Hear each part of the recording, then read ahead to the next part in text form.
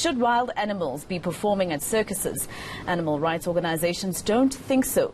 Many argue that forcing animals to be part of these acts is not only cruel, but it's also exploitative. We're joined from our Cape Town studios by animal rights activist and spokesperson for Beauty Without Cruelty, Toni Brockhoven. Thank you so much, Toni, for joining us. Now, obviously, for me, circuses have gone on since I was a little girl, and people have been speaking for the animals. It seems this fight you're not winning this fight. No, thank you for having me. It's really quite simple. We've done a lot of things for a great many years, and when we know better, we do better. We now know that animals are sentient, that they have social lives, that they have their own needs. And in an age where we have so many options for entertainment, believe me, the average child goes to a circus, sees an animal, and 10 minutes later they're onto something else. And you learn nothing, despite all the hype about circuses being educational and it'll be the only time children get to see certain animals. I'm sorry, that argument just doesn't wash. It's really quite simple. You're not seeing an animal the way they're meant to be when you see them at a circus. You're seeing an animal who's made to perform tricks. You get to go home after the show. They get to go back to a cage, and they travel constantly. They're exposed to noise and lights and sound and people and more people, and they never get to set up their own home space. They never get to choose their own families. And it really isn't necessary.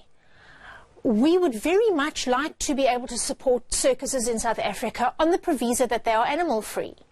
And things have moved on. In Germany, they now have holographic elephants in circuses. Beauty Without Cruelty has actually been exploring this avenue, and we hope to be able to propose this as an option for the circus. You can see lions behaving like lions on the screen and in books and in documentaries, and see them the way they're meant to be. These majestic animals should not be doing tricks for a mere pittance. And here's the thing.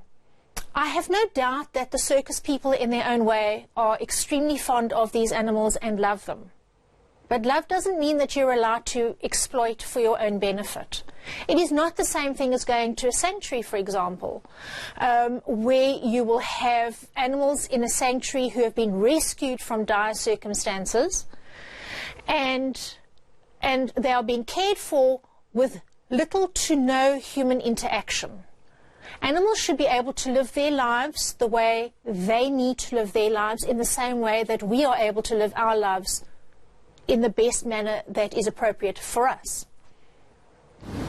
Now, Toni, where do we go from here then? Is your organization asking that there be no circuses that take place in South Africa?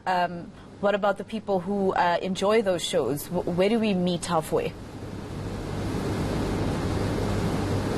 Sorry, say that again. It wasn't quite clear enough.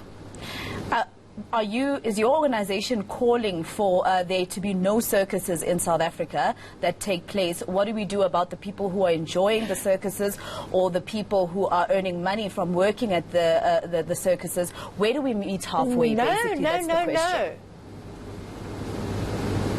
Okay, no, we're not calling for an end to circuses.